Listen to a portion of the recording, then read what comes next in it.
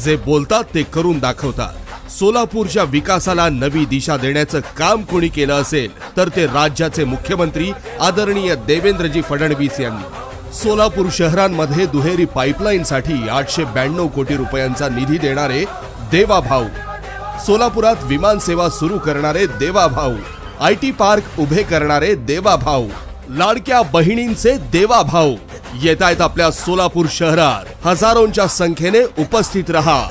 आपल्या देवाभाऊंची सोलापुरात भव्य जाहीर सभा हरिभाई देवकरण प्रशालेच्या मैदानावर। चला तर मग नव्या पर्वाचे साक्षीदार होऊया। 10 तारखेला सर्वजण हजर राहूया।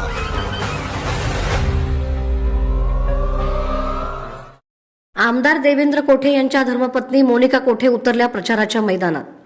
प्रभाग क्रमांक 21 आणि 15 मध्ये महिला कार्यकर्त्यांचा उत्साही सहभाग, नागरिकांचा उत्स्फूर्त प्रतिसाद।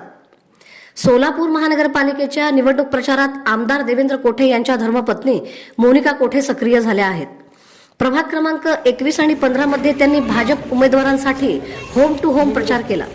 महिला कार्यकर्त्यांचा उत्साही सहभाग आणि नागरिकांचा सकारात्मक प्रतिसाद पाहायला मिळाला।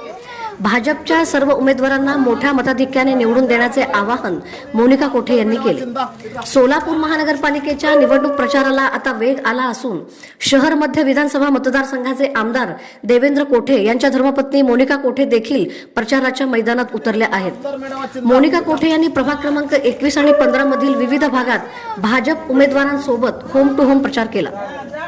वेणुगोपाल नगर, लतादेवी नगर, न्यू आनंद नगर, प्रियदर्शनी नगर, मार्कंडेय नगर तसेच जुनी मिल चाळ, पाटील चाळ, NG मिल चाळ आणि वारद चाळ परिसरात त्यांनी नागरिकांच्या भेटी घेतल्या।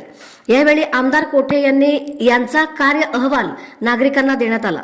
महिला कार्यकर्त्यांचा मोठा सहभाग आणि नागरिकांचा उत्स्फूर्त प्रतिसाद पाहायला मिळाला।